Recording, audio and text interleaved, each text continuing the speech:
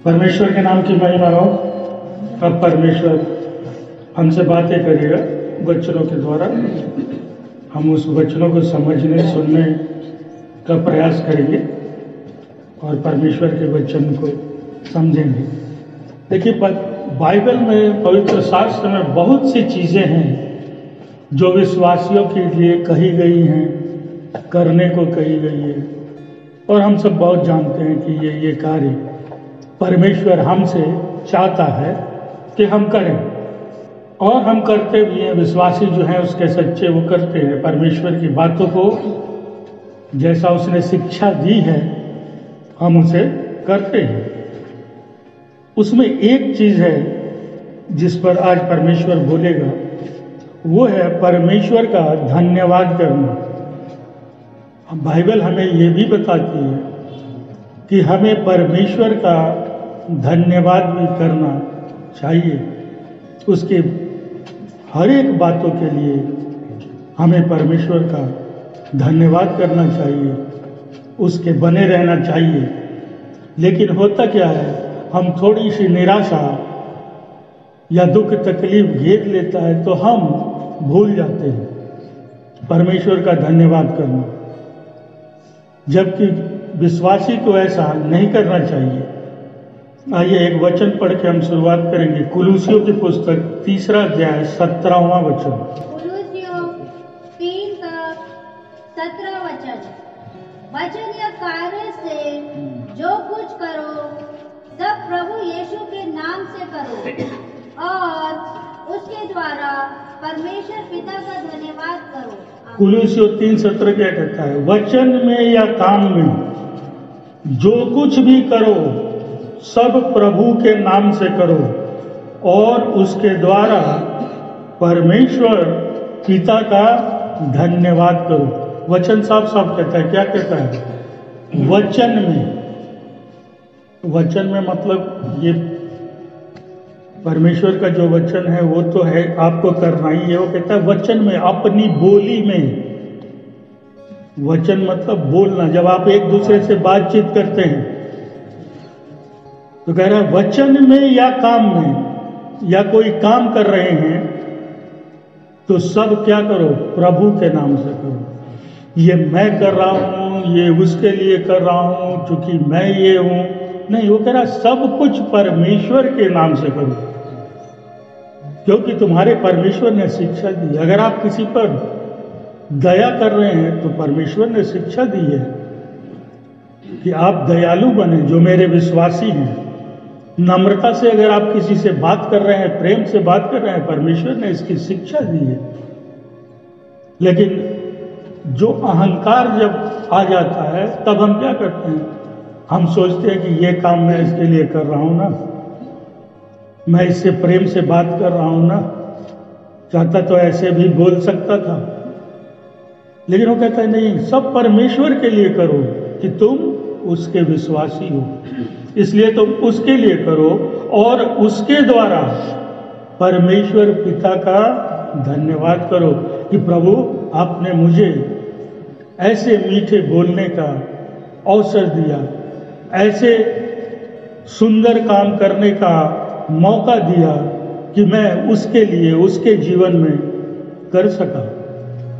इसलिए प्रभु तेरा धन्यवाद करता हूँ। तेरी शिक्षा थी और मैं वो काम कर चुका, किया उसको जैसा कि तू चाहता है, और तूने मुझे इस लायक बनाया, इसलिए तेरा धन्यवाद भी करता हूँ।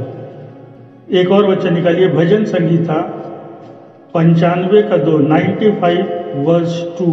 भजन संगीता 95 2।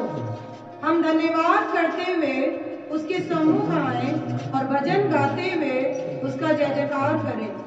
भजन संगीता 95 2 कहता है हम धन्यवाद करते हुए उसके सम्मुख आए और भजन गाते हुए उसका जय जयकार करें। कहता है जब हम परमेश्वर के सामने आए तो क्या करें? उसका धन्यवाद करें कि प्रभु ने इस लायक रखा तो कि हम उसके सामने आज खड़े हैं।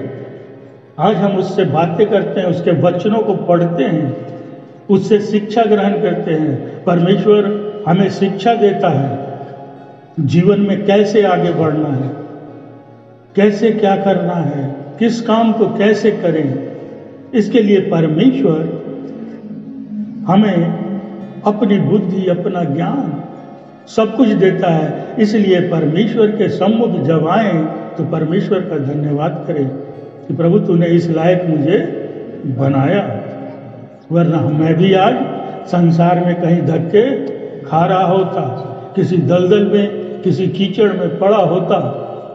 लेकिन तेरा धन्यवाद करता हूं कि तूने मुझे अपने सामने खड़ा होने का अधिकार दिया। लेकिन हम क्या करते हैं, थोड़े से दुख तकलीफ हो जाए तो हम परमेश्वर का धन्यवाद करना भूलते हैं और ये सबसे पहला काम करते हैं। बाकी की 50 चीजें सोचने लगेंगे और परमेश्वर का धन्यवाद करना भूल जाते हैं। किसी की कोई भी चीज खो गई, कुछ किसी ने ले लिया, उठा लिया, गिर गया, चोरी हो गई, हम क्या करते हैं, निराश हो जाते हैं। हम उसी के बारे में सोचने लगते हैं कि मेरी ये चीज कैसे, प्रभु ऐसा कैसा मेरे साथ कर दिया तूने, क्यों मेरी ये चीज मुझसे दूर हो गई, मुझसे गुम हो गई, मुझसे किसी ने चुरा लिया, कहीं गिर गया। जबकि हमें निराश नहीं होना है। मैं आपको एक छोटी सी बात बताता हूं। एक बार एक पास्टर रात को जंगल से जा रहा था और कुछ लुटेरों ने उसके सारे पैसे, सारी चीजें छीन ली, उससे चुरा ली और वो चले गए। पास्टर जब घर आया, अपने घर पहुंचा, उसे अपने सामान खो देने का दुख नहीं रहा। उसने बैठकर पहले परमेश्वर का धन्यवाद किया और 3-4 बातों में परमेश्वर का धन्यवाद किया उसने। और क्या कहा कि प्रभु वो लुटेरे मुझे तो लूट गए, मेरा सारा कुछ ले लिया, चोरी कर ली, लेकिन मैं तेरा धन्यवाद करता हूं कि जो मेरे पास था पॉकेट में, मेरी जेब में, सिर्फ वही वो ले जा पाए जो मेरे घर, मेरे बैंकों में था, तूने उसको बचा लिया। इसलिए मैं तेरा धन्यवाद करता हूं पिता, कि बस उतने में। दूसरा उसने क्या कहा, प्रभु तूने मुझे अनुभव करवा दिया कि जब किसी से कोई चीज चोरी होती है तो कैसा होता है। प्रभु तूने कराया, क्योंकि ये मेरे साथ पहली बार हुआ, तो मुझे एक अनुभव हुआ, उसके लिए भी तेरा धन्यवाद करता हूं। फिर कहा तूने सिर्फ पैसे ही ले गए, मेरी जिंदगी को, मेरी जान को छोड़ गए, मेरी हत्या नहीं की, सिर्फ उस पैसे से ही काम चल गया, इसके लिए भी तेरा धन्यवाद करता हूं। और फिर क्या बोला, प्रभु तेरा धन्यवाद इसलिए भी करता हूं कि चोरी तूने मुझसे नहीं कराई, चोर वो था, तूने मुझे चोरी करने की शिक्षा नहीं दी, चोर कोई और थे, मैं ऐसी गलतियों से बचा लिया मुझे कि मेरे मन में भी अब कभी ये बात उठे कि मैं भी चोरी करूं, क्योंकि मैंने वो अनुभव कर लिया कि चोरी होने के बाद कैसा दूसरा मनुष्य सोचता है और कैसे उसको अनुभव होता है। तो इसके लिए भी तेरा धन्यवाद करता हूं कि तूने मेरे को चोर नहीं बनाया है। चोरी उसने की, उसकी सजा वो भुगतेगा और उसकी सजा तू देगा। वो ऐसे प्रार्थना करता है। तो आपके साथ जो भी घटनाएं होती है वो आपके ऊपर है। आप चाहे उसमें परमेश्वर का धन्यवाद भी कर सकते हैं, चाहें तो उसमें से वो चीजें खोज लीजिए जिससे आप परमेश्वर का धन्यवाद करना भूलकर अपनी ही धुन में, अपनी ही सोच में खोते रहिएगा, घुटते रहिएगा साल भर, 6 महीने, क्यों हुआ, क्यों हुआ, क्यों हुआ। और ये जान लीजिए, परमेश्वर जब भी कुछ लेता है उसके 2 कारण होते हैं। या तो परमेश्वर उससे अच्छी और उससे अधिक चीज आपको देना चाहता है, इसलिए परमेश्वर ने जो हमारे पास कुछ चीजें थी उसको वापस लिया होगा। आप मिलाकर देख लेना, जरूर उससे अधिक, उससे अच्छी चीज आपको देगा परमेश्वर। दूसरा क्या करता है या तो वो चीज़ों को वापस तब लेता है जब वो चीज़ मेरे लिए हानि का कारण बनने वाली थी। हो सकता है कि उससे मुझे जीवन में नुकसान होने वाला था, इसलिए परमेश्वर उन चीज़ों को हमसे लेकर अलग कर देता है। और जब भी परमेश्वर लेता है वो उससे ज़्यादा देता है। इसलिए परमेश्वर का धन्यवाद करता है, उसके सम्मुख में धन्यवाद करते आओ। चीजें आती जाती रहेंगी, जीवन यूं ही चलता रहेगा, जिसका जीवन जितना है। लेकिन उस सोच में डूबकर अपने आप को खत्म कर लेना तो आपका जीवन वहीं पर रुक जाएगा। जबकि परमेश्वर चाहता है आप आगे बढ़े। इसलिए ऐसी कोई बात नहीं कि हम निराश हो जाएं, परमेश्वर का धन्यवाद करना भूल जाएं, उन चीजों में उलझ के रह जाएं। आपको परमेश्वर का धन्यवाद करने के लिए 50 कारण हैं, लेकिन हम याद नहीं रखते। और यही कारण है परमेश्वर याद दिला रहा है, वचन हमें याद दिला रहा है कि हम उसका धन्यवाद करते हुए उसके सम्मुख आए, रोते हुए नहीं कि प्रभु ये क्या, मेरी ये चीज चली गई। आप धन्यवाद करते हुए आए। मैंने पहले कहा परमेश्वर जब भी लेगा उससे बढ़कर देगा। या वो चीज मेरी हानि के लिए थी, मेरे जीवन में नुकसान होना था उस चीज से जो मेरे जीवन में थी, परमेश्वर उसको वापस ले लेता है ताकि हमारे आपके जीवन में मुश्किलें ना हो, कठिनाइयां ना हो, कोई हानि ना हो। लेकिन हम ऐसा नहीं सोचते। लेकिन हमें परमेश्वर का हर चीज में धन्यवाद करना है। और आप यहाँ पहला वचन जो मैंने पढ़ाया उसमें क्या था कि जो भी वचन में और काम में जो काम करो प्रभु यीशु के नाम से करो और परमेश्वर का धन्यवाद दो। वो वचन क्या कहता है, आप जो भी काम करते हैं परमेश्वर का धन्यवाद दीजिए। तो सोचिए अगर परमेश्वर आपके जीवन में कोई काम कर रहा है तो वो हमसे और आपसे बढ़कर ही करता होगा, तो उसको कितना धन्यवाद करना चाहिए कि प्रभु तूने मेरे जीवन से ये चीजें निकाल दी, ये हटा दी। हम कोई बहुत बड़े बड़े काम तो नहीं कर रहे, छोटे मोटे काम करने कह रहा, उसमें भी धन्यवाद करो। और जब परमेश्वर मेरे लिए कुछ कर रहा है तो वो तो और बड़े काम होंगे, वो और चमत्कार से भरे होंगे, वो हमारे लिए और अच्छाई के लिए होगा। क्योंकि जब परमेश्वर लेता है उससे ज्यादा देता है। मैं एक उदाहरण के लिए आपको बता रहा हूँ, एक छोटी सी घटना बता रहा हूँ। एक लड़का था, वो कराटे सीखने का बड़ा शौकीन था, उसको बड़ी इच्छा थी कि मैं कराटे सीखूं। और वो जाके कराटे की ट्रेनिंग ले रहा था और अच्छा कर रहा था, बच्चा था। एक दिन अचानक एक दुर्घटना में उसका एक हाथ, एक बाजू, दाहिना हाथ कट गया पूरा। और बच्चा निराश हो गया कि अब मेरा कराटे का जो मेरी इच्छा थी अब मैं कैसे कर पाऊँ, मेरा तो एक हाथ ही, दाहिना हाथ पूरा का पूरा कट गया। और वो निराश होकर बैठ गया घर पे। कुछ दिन बाद उसके गुरु जो उसको ट्रेनिंग दे रहे थे, जो सिखा रहे थे, वो उसके घर पे आए और कहे कि तुम फिर भी एक ही हाथ है, आया करो, कुछ कुछ सिखाऊंगा तुम्हें फिर से मैं।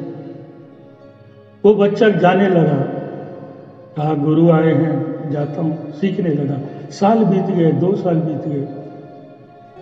एक दिन बच्चा फिर से निराश हो गया, बोला और सोचने लगा कि ये गुरु मेरी इच्छा पूरी करने के लिए, मेरे मन को रखने के लिए ही इन्होंने ये काम किया कि मुझे फिर से वापस बुलाया।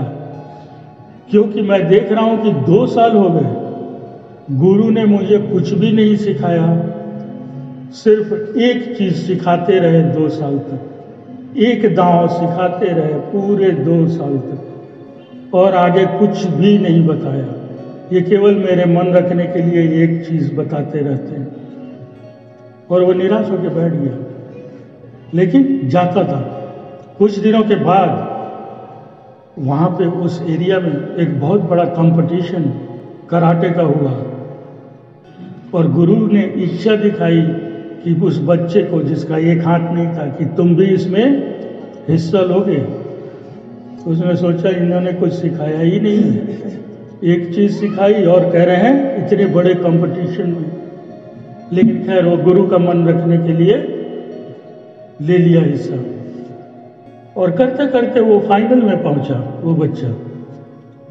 और जब वो फाइनल की जूडो की जब लड़ाई चल रही थी, उसके जो खिलाफ था वो बहुत ही मजा हुआ खिलाड़ी था, और ये बच्चा धीरे धीरे पिछड़ने लगा क्योंकि इसका एक हाथ नहीं था। गुरु सामने बैठा देख रहा था, देखा कि अब बच्चा हारेगा शायद, तो गुरु ने उसे इशारा किया कि 2 साल तक मैंने जो तुझे सिखाए हैं एक दांव, तो उसे अब चल दे अपने विरोधी के ऊपर। बच्चे ने वही दांव जो गुरु ने उसे 2 साल तक सिखाए थे, वो दांव उसने अपने विरोधी पर लगाया, और वो बच्चा उस दांव से फाइनल जीत गया। और उसमें कारण क्या था कि उसका दाहिना हाथ नहीं था, और गुरु ने उसको वो दांव सिखाया था जिस दांव को अगर आपका विरोधी मार दे, आपके ऊपर चल दे, तो उससे बचने का एक ही उपाय है कि आप उसका दाहिना हाथ पकड़ लीजिए, और दूसरा कोई उपाय नहीं था बचने का। वो जब भी आपका विरोधी आप पर वो दांव खेलेगा, उससे अगर आप बचना चाहते हैं तो आपको अपने विरोधी का दाहिना हाथ पकड़ लेना होगा। और इस बच्चे का दाहिना हाथ था ही नहीं, इसलिए इसका विरोधी उसका दाहिना हाथ पकड़ ही नहीं पाया, और बच्चा जीत गया। परमेश्वर ने एक हाथ तो ले लिया था दाहिना, लेकिन किया क्या उसके जीवन में, उससे बहुत सी चीजें उसको दे दी। हम खोएंगे, पाएंगे, सब कुछ होगा, लेकिन परमेश्वर जब लेता है तो समझिए कुछ ना कुछ देता जरूर है। उसी तरह उसने बच्चे का दाहिना हाथ लिया, लेकिन उसे चैंपियन बनाकर, विजेता बनाकर छोड़ा। और तब उसकी समझ में आया कि गुरु मुझे एक ही दांव क्यों 2 साल तक सिखाता रहा, और उसमें इतना माहिर कर दिया एक दांव में कि आखिर में वही दांव उसकी जीत का कारण बना। इसलिए आप निराश न हो, परमेश्वर ने जो लिया हो सकता है वही चीज आपकी जीत का कारण बनेगा। कल आप कल विजयी होंगे परमेश्वर में। लेकिन हम मनुष्य हैं, स्वभाव है निराश हो जाना। निराशा हमारे जीवन में हरदम घिरी रहती है, लेकिन परमेश्वर का वचन ऐसा नहीं कहता है। निकालिए भजन संगीता 104। भजन संहिता 100 का 4। उसके फाटकों में धन्यवाद और उसके आंगनों में स्तुति करते हुए प्रवेश करो। उसे धन्यवाद दो और उसके नाम को धन्य कहो। आमीन। वचन क्या कहता है? भजन संगीता 104। उसके फाटकों में से धन्यवाद और उसके आंगनों में स्तुति करते हुए प्रवेश करो। उसका धन्यवाद करो और उसके नाम को धन्य कहो। कह रहा है जब आप परमेश्वर के पास जा रहे हैं, उसके भवन में जा रहे हैं, उसके फाटक में जा रहे हैं, उसका धन्यवाद कीजिए। मन में 50 प्रश्नों को घुमाते हुए मत जाओ। परमेश्वर का धन्यवाद करो। आज का जीवन में वो मुझे अपने सम्मुख खड़ा होने का, अपने भवन में आने का, अपने वचनों को सुनने का, अपनी स्तुति आराधना करने का मौका दिया जीवन में। इसलिए कहता हूं उसके आंगन में प्रवेश कीजिए तो उसका धन्यवाद करते हुए खुशी खुशी, रोते बिलखते मन में 50 तरह की कड़वाहट तो लिए हुए नहीं। आंगन में स्तुति, जब उसके आंगन में आ गए हैं, उसके भवन में आ गए हैं, उसकी स्तुति कीजिए। उन प्रश्नों के उत्तर मत खोजिए जो आपके जीवन से अलग हुए हैं, परमेश्वर उसका उत्तर दे देगा। इसलिए कई बार आपने देखा होगा हम प्रार्थना करते हैं और उसका उत्तर नहीं मिल पाता। इस पर आपने पास्टर जॉर्ज के द्वारा भी संदेश सुना है कि किस स्थिति में कब। खैर वो दूसरे संदेश की, उसको आपने सुना संदेश को, और हम करते हैं फिर निराश होते हैं कि प्रभु तूने प्रार्थना पहले तो सुन लेता था, अब आजकल नहीं सुनता, क्या बात है। बहुत से कारण है, आपने सुने होंगे। आइए हम एक चीज देखते हैं, मरकुस की पुस्तक निकालते हैं, उसका 11वां अध्याय 23वां वचन, चैप्टर 11 वर्स 23, 2-3-23। मैं तुमसे सच कहता हूँ कि जो कोई इस पहाड़ से कहे तू उखड़ जा और समुद्र में जा पड़, और अपने मन में संदेह ना करे वरन विश्वास करे कि जो कहता हूँ वह हो जाएगा, तो उसके लिए वही होगा। मरकुस 11:23 कहता है, मैं तुमसे सच कहता हूँ जो कोई इस पहाड़ से कहे कि तू उखड़ जा और समुद्र में जा पड़, और अपने मन में संदेह न करे वरन प्रतीति करे कि जो वह कहता है वह हो जाएगा, तो उसके लिए वही होगा। एक वचन और पढ़ने के बाद मैं आता हूँ, मत्ती 17:20 को भी जरा पढ़ दीजिए। मत्ती 17:20। उसने उनसे कहा, अपने विश्वास की कमी के कारण, क्योंकि मैं तुझसे सच कहता हूँ कि यदि तुम में राई के दाने के बराबर भी विश्वास हो तो इस पहाड़ से कहोगे यहाँ से हटकर वहाँ जा, और वह हट जाएगा, और तुम्हारे लिए कुछ भी असंभव ना होगा। मत्ती 17:20 कहता है, ये जब उसके चेले यीशु से पूछ रहे हैं, ये तब की घटना है। उसने उससे कहा, अपने विश्वास की गति के कारण, क्योंकि मैं तुमसे सच कहता हूँ यदि तुम्हारा विश्वास राई के दाने के बराबर भी हो तो इस पहाड़ से कह कि यहाँ से सरक जाए, और वह सरक कर हट जाएगा, और कोई बात तुम्हारे लिए अनहोनी न होगी। इस वचन पर ध्यान दीजिएगा, यहाँ पर यीशु बता रहा है और क्या कह रहा है। पहला वचन को मैं ले रहा हूँ मरकुस को, मैं तुमसे सच सच कहता हूँ कि कोई इस पहाड़ से कहे कि तू उखड़ जा, और क्या कहता है, और समुद्र में जा पड़, और अपने मन में संदेह न करे, तो वो उसके लिए हो जाएगा। दूसरे वचन में कहता है कि सरक जा। इन दोनों वचन में अगर आप ध्यान देंगे, इसमें क्या कह रहा है, यदि तू पहाड़ से कहे, ये नहीं कह रहा है कि तू परमेश्वर से कह कि प्रभु इस पहाड़ को हटाओ। यहां पर कह रहा है यदि तू कह दे तो ये पहाड़ सरक जाएगा। तो होता क्या है कि परमेश्वर ने सारे अधिकार हमें दे रखे हैं, अपनी पवित्र आत्मा दी है, नई आत्मा, नया हृदय, सब कुछ दे दिया है। वचन भी कहता है कि प्रभु में तुम एक, यीशु में नई सृष्टि हो। वो ऐसी सृष्टि हो जिसको मैंने अपने सारे अधिकार दे रखे हैं। तो अब आप कभी करते हो क्यों? क्योंकि नहीं मिलता उसका जवाब। क्यों? कारण क्या है? क्योंकि अब परमेश्वर चाहता है कि तुम उसके अधिकारों का इस्तेमाल करके प्रार्थना करो। इसीलिए कहता है तुम पहाड़ से कहो ना, अब मेरा और तुम, मैं तो तुमको सब कुछ दे चुका, अब तुम्हारे और पहाड़ के बीच का मसला है। मैं तो सब कुछ सारे अधिकार दे के तुमको बोल दिया, तुम मेरे से बड़े बड़े चमत्कार करोगे, तुम रोगियों पर हाथ रखोगे वो चंगा हो जाएगा, सांप और बिच्छुओं को तुम कुचल दोगे, सारे अधिकार मैंने दे रखे। फिर भी हम समझ नहीं पाते, खुद प्रार्थना नहीं करते, प्रभु तू कर दे। और प्रभु तब कहता है कि तुम्हारे तुमको अधिकार दिया है, तुम क्यों नहीं कर रहे? अब पहाड़ और मुसीबत से तुम्हारा आमना सामना है, मैं तो हूं ही। हाँ, आप अपने बल पर, अपनी ताकत पे नहीं कर पाएंगे, आप करेंगे यीशु के नाम पर ही। लेकिन कह रहे तुम करो, तुम पहाड़ से क्यों नहीं बोल रहे? दावे तो करते हो इतने दिनों से मैं विश्वासी रहा, मैंने सब कुछ दिया, तुम समझ ही नहीं पा रहे। अब तुम्हारा काम है, तुम प्रार्थना करना शुरू करो। एक जगह पर यीशु कहता है मैं कब तक तुम्हारे साथ रहूंगा विश्वासियों। तुम में विश्वास ही नहीं पैदा हो रहा। राई के बराबर अगर विश्वास है तो बोलो सरक जाए, ये पहाड़ क्या चीज है, मुसीबत क्या चीज है, पहाड़ को यहाँ मुसीबत के तौर पर लिया गया। तेरा सारी मुसीबतें हट जाएंगी, तुमसे दूर होकर तुम्हारे जीवन से दूर चली जाएगी, लेकिन तुम आज भी प्रभु प्रभु प्रभु करते रह रहे हो। तुम भी तो करो।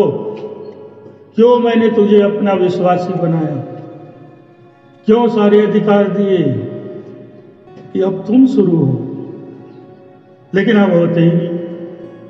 वचन साफ कहता है तुम पहाड़ से कहो, कह रहा तुम करो, विश्वास करो कि मैं जो अभी प्रार्थना करने जा रहा हूं वो पूरा होगा।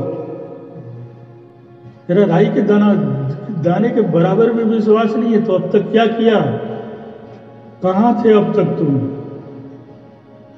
कई जगहों पर हमें स्वयं करना है, हाँ प्रभु यीशु के नाम से करना है। मैं नहीं कह रहा कि प्रभु से आप कोई प्रार्थना न करें, प्रभु हमारे जीवन में बहुत जरूरी है, लेकिन वो जब शिक्षा दे दिया, गुरु ने सब कुछ सिखा दिया, बच्चा लड़ाई तो खुद लड़ा, तब तो विजेता बना। गुरु तो उसकी जगह पे नहीं लड़ रहा था ना, बच्चे को उतरना पड़ा। उसी तरह कह सब कुछ दे दिया, लेकिन तुम्हारे अंदर विश्वास की कमी है, इसलिए तुम्हारी हिम्मत नहीं हो रही पहाड़ से कहने को कि यहां से हट। तुम फिर मेरे पीछे आ रहे हो कि प्रभु हटा देना। अरे खुद तो कोशिश करो, मैं हूं। कह रहा मैंने कहा छोड़ा, तो कहता है मैं तुझे जगत के अंत तक तुम्हारे साथ हूं, न तुम्हें छोड़ूंगा न त्यागूंगा। लेकिन केवल परमेश्वर से अधिकार लेकर उसका इस्तेमाल नहीं करना, उसका क्या फायदा। गुरु ने बच्चे को 2 साल दांव सिखाया तो वो सीख के उसको किया, तो आजमाया। तो वो चाहता तो मना करता, गुरु जी क्या एक दांव में चलो। हम कर ही नहीं पा रहे, विश्वासी इतने कमजोर पड़ते जा रहे, डरते हैं कि प्रार्थना करें और नहीं हो। वो कह रहा अरे राई के दाने के बराबर भी विश्वास नहीं है क्या, ऐसे कैसे होगा। मैंने अधिकार दिया है, देर सवेर होगा, वो परमेश्वर की इच्छा। आप करो तो हिम्मत तो जुटाओ। इसलिए हम कभी कभी सोचते हैं प्रभु ने मुंह मोड़ा। प्रभु ने मुंह नहीं मोड़ा, जो काम तुम्हारा था वो भी तुम नहीं कर रहे,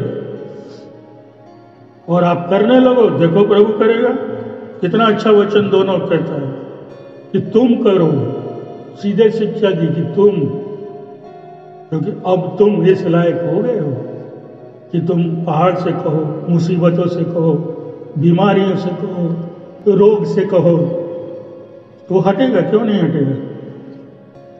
इसलिए हमें कभी कभी ये भी सोचना है कि काम किसका है, मेरा है, क्योंकि प्रभु ने उस लायक बना दिया है कि अब मैं भी उसके काम को आगे बढ़ाऊं। अगर हाँ सबको प्रभु प्रभु करते रह गए सब लोग विश्वासी होने के बाद भी, तो उसका आगे कैसे बढ़ेगा राज्य परमेश्वर का, कौन बताएगा। हम तो सबको ये सिखा देंगे प्रभु से मांग लेना, खुद कुछ मत करना, सब प्रभु करना। मैं कह रहा हूं प्रभु जरूरी है, लेकिन कुछ काम ऐसे भी हैं जो अब हमें करने होंगे। इसीलिए वचन में कहा गया कि पहाड़ से कहो उखड़ जा, और आप अगर उसके सच्चे विश्वासी हैं, कैसे पहाड़ नहीं उखड़ेगा देख लीजिए। अगर यीशु ने कहा है तो निश्चित होगा। इसलिए हमें निराश नहीं होना।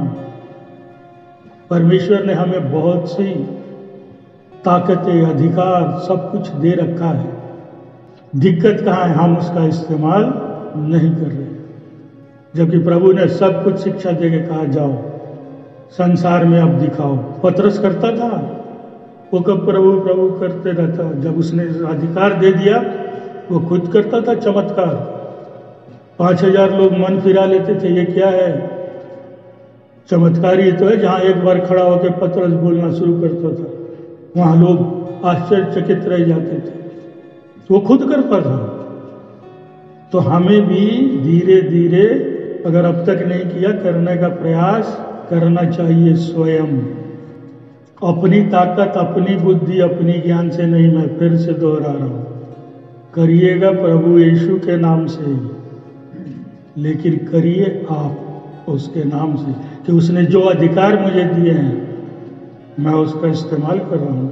प्रभु तूने ही तो दिया था ये अधिकार, अब मैं उसको उपयोग में ला रहा हूं। इसलिए निराश नहीं, समझ की भी जरूरत है कि प्रभु नहीं सुन रहा, ये नहीं कर रहा, कब से मांग रहा हूं, आप कहीं गलत कर रहे हैं, जो काम आपका था वो भी आप नहीं कर रहे, इसलिए देर हो रही है। प्रभु ने अपना काम कर दिया,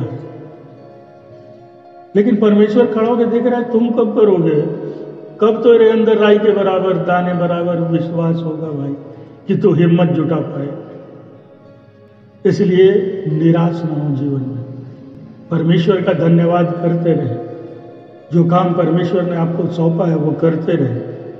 और एक निकालिए पहला पत्रस 5:10। पहला पत्रस 5:10। तुम्हारी थोड़ी देर यातना सहने के पश्चात सारे अनुग्रह का परमेश्वर, जिसने तुम्हें मसीह में अपनी अनंत महिमा के लिए बुलाया है, वह स्वयं ही तुम्हें सिद्ध, दृढ़, बलवंत और स्थिर करेगा। आमीन। क्या कहता है पहला पत्रस 5:10? अब परमेश्वर जो सारे अनुग्रह का दाता है, जिसने तुम्हें मसीह में अपनी अनंत महिमा के लिए बुलाया, तुम्हारी थोड़ी देर तक दुख उठाने के बाद आप ही तुम्हें सिद्ध और स्थिर और बलवंत करेगा। थोड़ी देर दुख उठाने के बाद परमेश्वर थोड़ी देर का दुख दे सकता है, लेकिन क्यों देता है कि उसके बाद उसका काम शुरू हो जाता है। क्या? सिद्ध, स्थिर और बलवंत करना। आपको सिद्ध करेगा, स्थिर करेगा और बलवंत करेगा, आपको बल देगा। और वो कौन है? आपके अनुग्रह का दाता है। तुम्हारी थोड़ी देर के दुख, हम वो भी बर्दाश्त करने को नहीं। वचन कह रहा है थोड़ी देर दुख आएंगे जीवन में, लेकिन वो दुख रहेंगे नहीं। क्यों? क्योंकि तुम्हारा अनुग्रह दाता तुम्हारे पीछे खड़ा है, जो तुम्हें सिद्ध, स्थिर और बलवंत करेगा।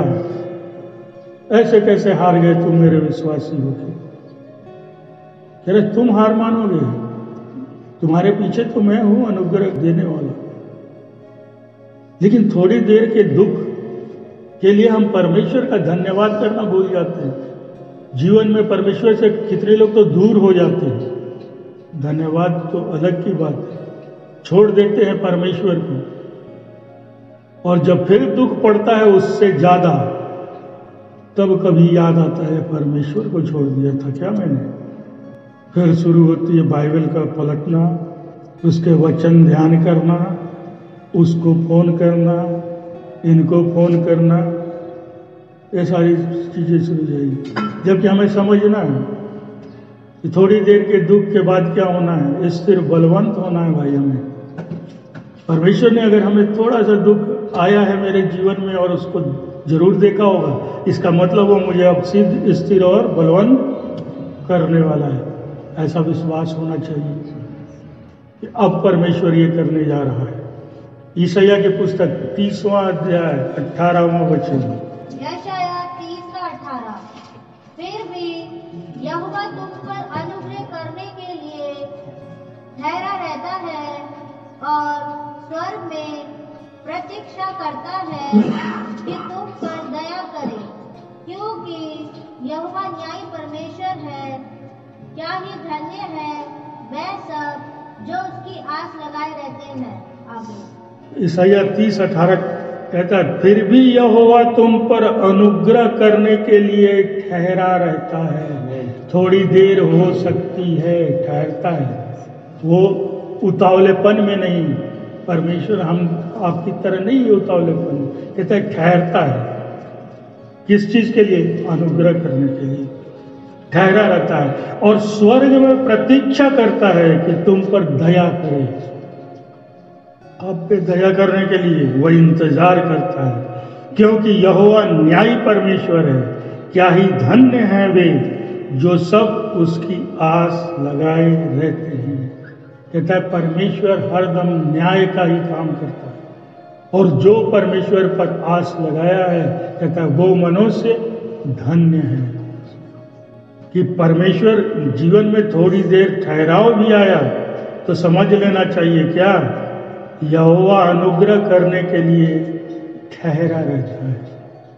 कोई कारण होगा जिससे परमेश्वर थोड़ी देर के लिए रुका है, लेकिन अंत में क्या कहता है? लेकिन वो न्यायी परमेश्वर है, आपके जीवन में न्याय जरूर करेगा। स्वर्ग में प्रतीक्षा करता है कि आप पर दया करे। आपके लिए प्रतीक्षा कहां हो रही है? धरती पे छोड़िए, स्वर्ग में परमेश्वर ठहरा हुआ है और आपको बुलाया।